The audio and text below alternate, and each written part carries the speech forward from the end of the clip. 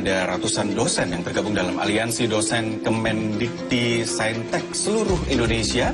Ini yang juga melakukan aksi untuk menuntut hak-haknya bisa segera didapatkan. Kita lihat informasinya.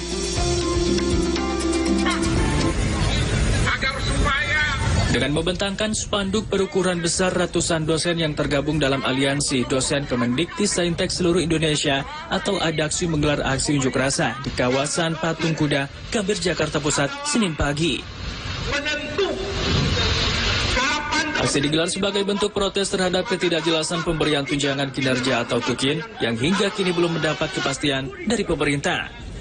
Koordinator aksi menyebut adapun tuntutan para dosen yakni memastikan anggaran dan pencairan TUKIN tahun 2025 untuk semua dosen ASN, Kemendikti Saintek tanpa pembedaan dosen PTN Satkar, BLU, dan BH, serta dosen-dosen DPK atau dosen PNS yang diperbantukan di perguruan tinggi swasta.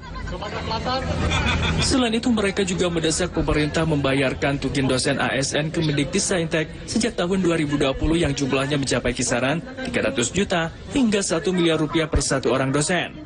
Tuntutan itu ada dua. Pertama itu kami minta TUKIN dosen itu dibayarkan sejak 2020 karena undang-undangnya lengkap. Dari undang-undang, diturunkan dalam Perpres, diturunkan dalam peraturan menteri, lengkap sudah.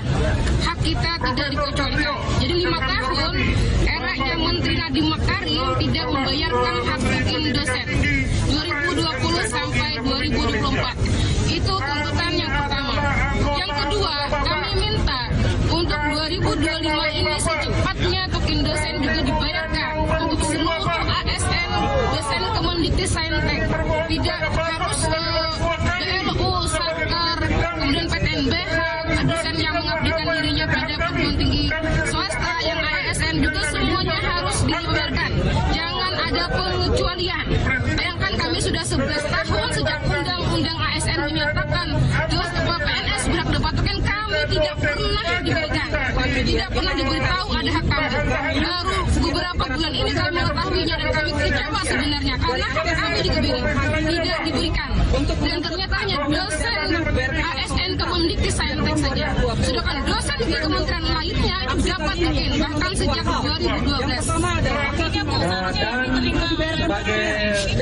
Range-nya dari golongan paling rendah sekitar 5 juta sampai 19 juta.